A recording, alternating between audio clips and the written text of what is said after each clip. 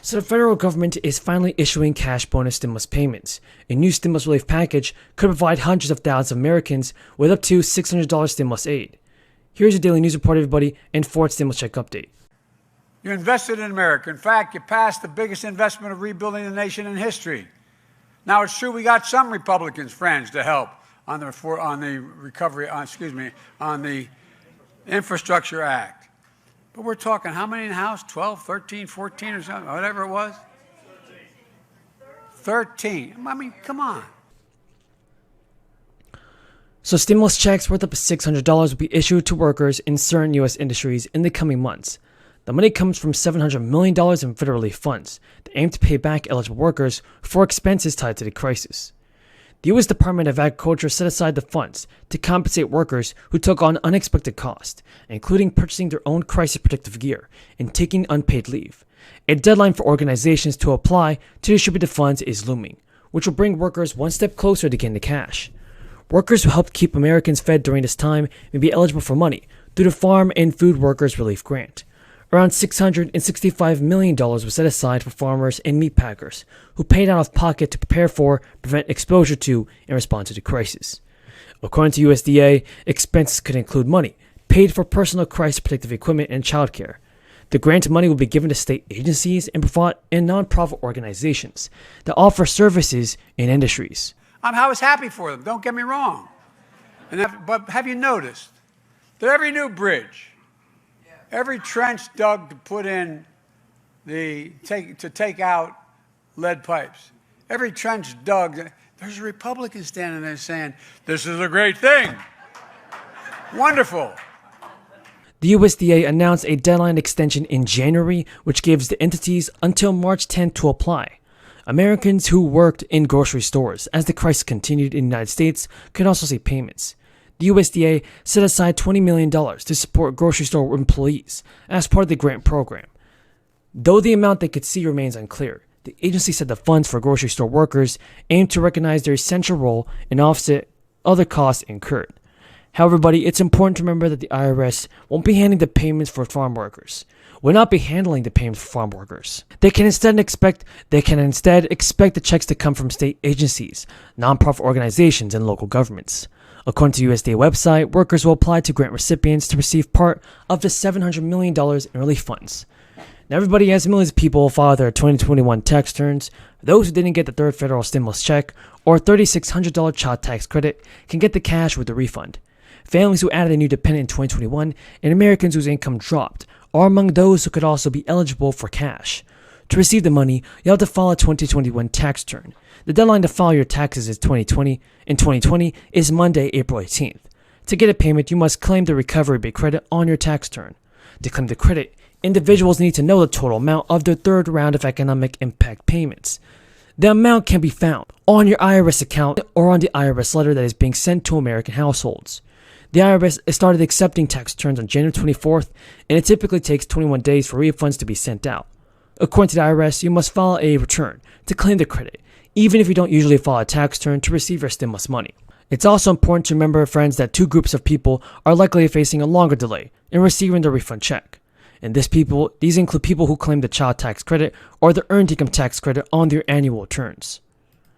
Hello folks, and welcome to the channel. So we have a ton of news to go over about the fourth stimulus check that I want you to know. Continue watching this video, folks, if you want. We did it. Even Mitch McConnell, for God's sake.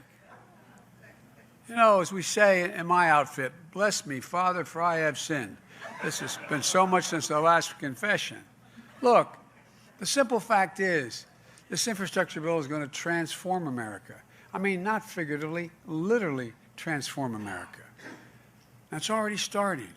Thank you, Senator. Mr. Marshall, as we all watch Ukrainian soldiers and Ukrainian civilians respond to Russia, who are demonstrating really great acts of heroism, I am reminded of all the heroes that you represent and who have fought bravely for our freedoms. And so today I just want to say thank you. First question I have is, in your oral testimony, Mr. Marshall, you stressed the importance of the caregiver program, which I couldn't agree with you more.